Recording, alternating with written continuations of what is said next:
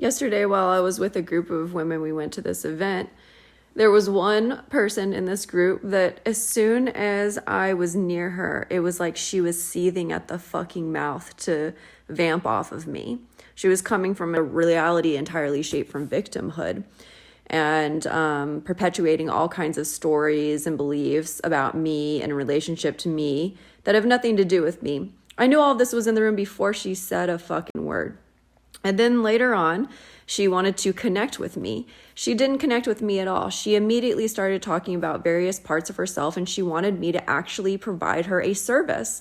So I was very clear that I am a resource for her, that I can support her, and this would happen in a paid session. She didn't like that response. So then she tried to continue the conversation by trying to make me wrong for having my boundary. This is how codependency works. So she tried to continue to pull at me to work the work that she wasn't willing to work herself. And I was like, look, I'm not going to continue this conversation. The conversation is over for me. The other women that I came with, some of them were in that circle witnessing this thing happen. So what happens then is that there starts to become whispers in front of me talking about me in the group, okay? This is the thing. Damsel in distress becomes a witch hunt. When you let this energy get out of control, when people are still operating in codependency, they will lean in to the damsel. I wasn't willing to lean into the damsel. So now I become the villain because we're in the codependent triangle. So here she is holding her victimhood. She's calling other people in to be the savior. And that means that I'm the third part of this party, which is now the villain that needs to be witch hunt. So because she was unwilling to process her own emotions relative to my boundary, she had to triangulate other women within the group.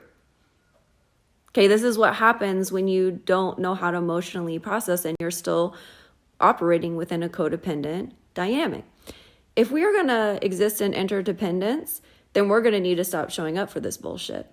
Because the thing is like, she was requesting that I work stuff for her in the background. It doesn't matter if it's a conscious or an unconscious request. I know what's in the room, and I say no when codependency is in the room. So I'm showing up in integrity. Now, because I've said no, because I've stood with truth, because I'm exempling and modeling interdependence, there's an actual lesson that is happening. She's actually receiving service from me, but she's receiving service from me through a raping and pillaging energy.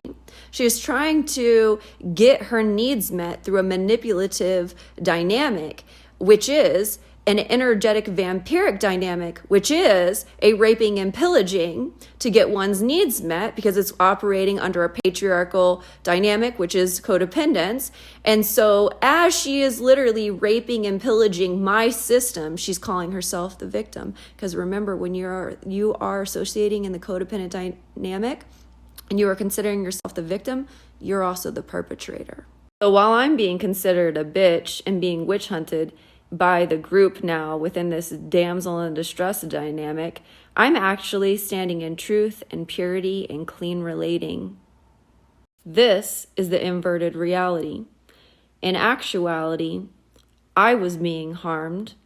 In actuality, I was being pure. In actuality, I deserve apology from her and everyone in the group. And I also deserve to be paid for it, because my womb wisdom is not hers to rape nor pillage, and it is definitely not available for anything that lacks reciprocity and reverence. This is a reminder that you can be standing in a room with 100 different people who don't see what you see and don't know what you know, and it doesn't make it any less of a truth. In fact, if you are operating from new paradigm, this will happen. You will be misunderstood as people transition from old paradigm to new.